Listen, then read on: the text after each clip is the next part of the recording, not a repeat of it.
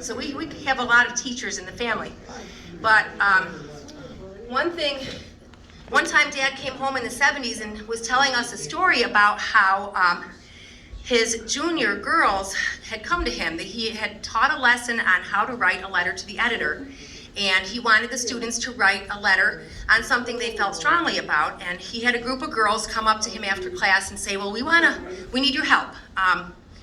We want to talk to the Board of Education because we want to go out for track, and this was in the early 70s.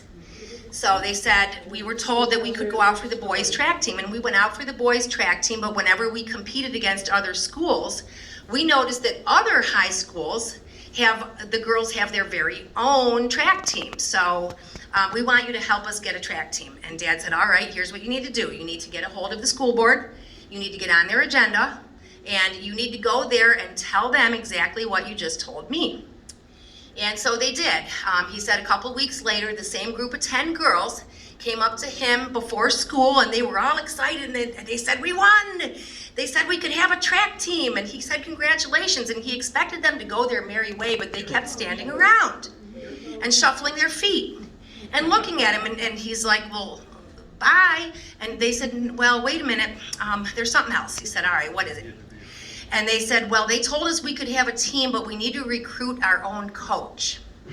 And he said, then he stood there for a second and noticed all 10 eyes like blazing into him. And he coached that girls team for probably a good 10 or 15 years. He sent kids to the state, he got kids scholarships. And so it just turned out to be a really valuable experience for him. And then I kind of fell into coaching accidentally too. I got recruited to coach soccer, which I've never played, and I woke up in a panic attack thinking these poor kids think they're getting a coach. We're never even gonna score a goal. And I called Dad and he said, all right, here's what I want you to do. Go to the library and take out Soccer for Dummies. And then on day one, show up with a clipboard and act like you know what the hell you're doing. So fake it till you make it, and it worked. The little bastards won the championship, so.